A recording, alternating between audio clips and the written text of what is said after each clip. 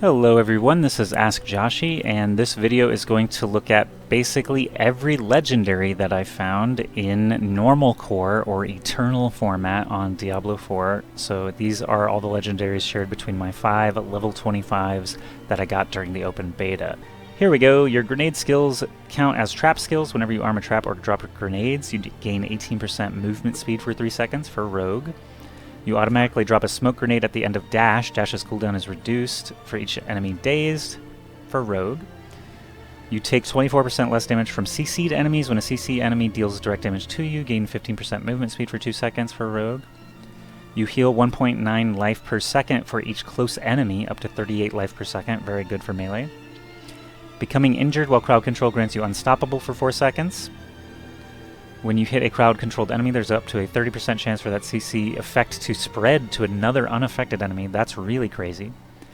Debilitating Roar is now a werewolf skill. In addition, Debilitating Roar will immobilize poisoned enemies. So you slap this on a poison werewolf and you get the additional Debilitating Roar, essentially. Deal 10% increased damage for each second you stand still, up to 30%. Casting a Storm skill grants your Earth skills more crit damage, and casting an Earth skill increases the crit chance of Storm skills. Interesting combination there for a Storm Druid. Crit strikes with core skills increase your attack speed by 60% for 3 seconds. That's insane. Very strong on a crossbow at that. You have 40% increased crit chance against injured enemies. While you are healthy, you gain 80% increased CC duration. Flurry damages enemies in a circle around you and deals 20% increased damage, Rogue only. Attacking enemies with a basic skill increases the damage of your next core skill cast by 16%, up to 50%. Deal 20% increased damage for each second you stand still. So there will be some duplicates. This one we actually imprinted onto something. Basic skills gain 48% attack speed. Twisting Blades orbit for a short time after they return to you, dealing 14% of Twisting Blades return damage per hit. Based on the distance the blades return, the orbit damage increases up to 28. This is actually crazy for a Twisted Blades build. Absolutely crazy. Caltrops also throw a cluster of exploding stun grenades that deal 118 total physical damage and stun enemies. This would be insane as well in combination with some of these other CC effects. Rogue gets some really good legendaries. When you cast Dash, a shadow clone is spawned at your location that also casts Dash, dealing 33% of the base damage. Skills deal up to 24% increased damage based on your available primary resource when cast, receiving max benefit while you're at full. Grisly Rage now shape-shifts you into a dire werewolf. As a dire werewolf, you gain 19% movement speed instead of damage reduction, and a 38% spirit cost reduction bonus. In addition, kills heal you. This is just so many stats on a really cool weapon for a druid. Deal 29% increased damage while you have a barrier active. Distant enemies have a 15% chance to be stunned for 2 seconds when they hit you. You deal 32% more damage to stunned enemies. Distant enemies, same thing. Flurry damages enemies in a circle around you and deals more damage. Saw that one. Attacking enemies with a basic skill. Saw that one. You have 20% increased CC duration and deal 35% increased damage to unstoppable enemies. Your maximum number of skeletal warriors is increased by 2, so you can have even more skelly boys as a necro. When you hit a crowd control enemy, there's up to a 44% chance that CC effect to spread. Saw that one. Crit strike grants 14% move speed for 1 second, up to 6 seconds. That's kind of nice. Attacking enemies with a basic skill increases the damage of your next core skill. Saw that. Crit strikes with core skills increase attack speed.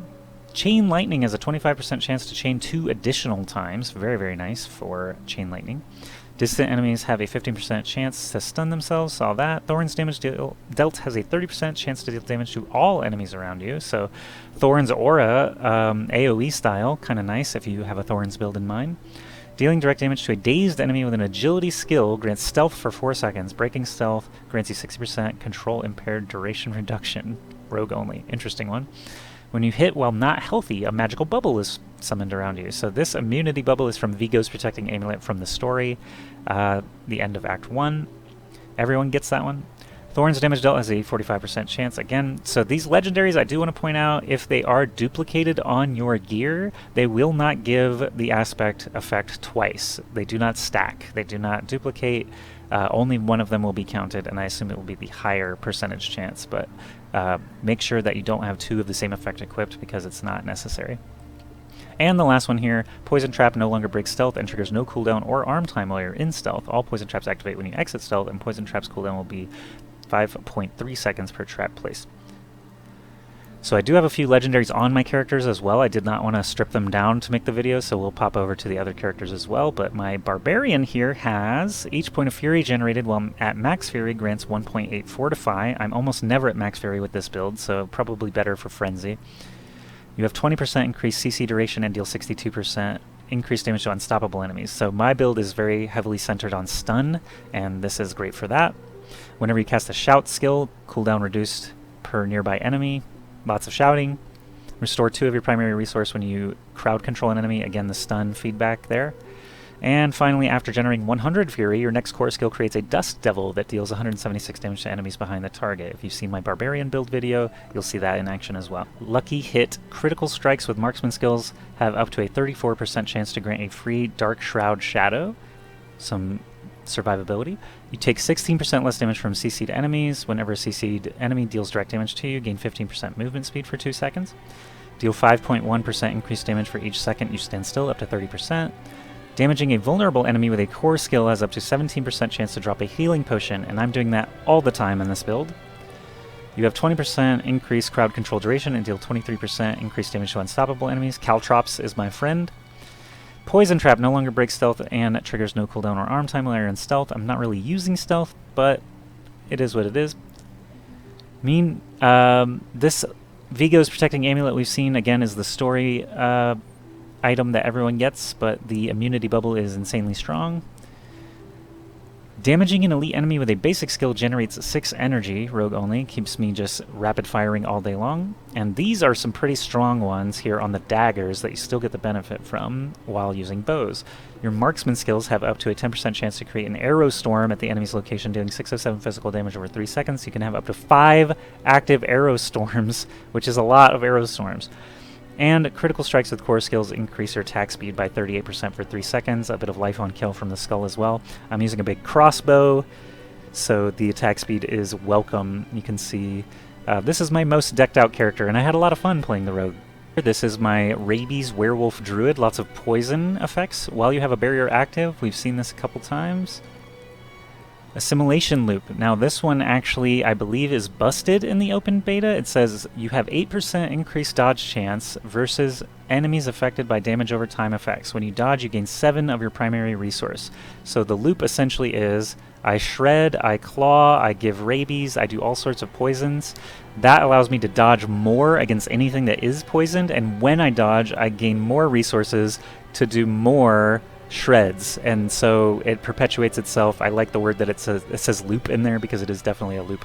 So that is a crutch that I used for survivability on the Werewolf Druid throughout getting level 25. This axe just dropped from the Butcher we killed in another video, if you want to check that out. Conceited Octopian Edge, deal 28% increased damage while you have a barrier active, which is very similar to some of these other barrier abilities. Alright, here we have Joshi Bones, and I apparently never selected a title, but you can also see I have very, very few legendaries on this one. It was basically a fresh 25 and was murdering everything, even without legendaries. It is a bone build, so I've got basic skills grant 25% damage reduction for 7.5 seconds, very good for necro survivability. And we found this dagger gambling, but it was not useful at the time. You have 21% increased crit chance against injured enemies while you are healthy, gain 43% increased CC duration. While you have a barrier active, there is a 29% chance to ignore incoming direct damage from distant enemies. Becoming injured while crowd controlled grants you unstoppable for 4 seconds, 20-second cooldown on that.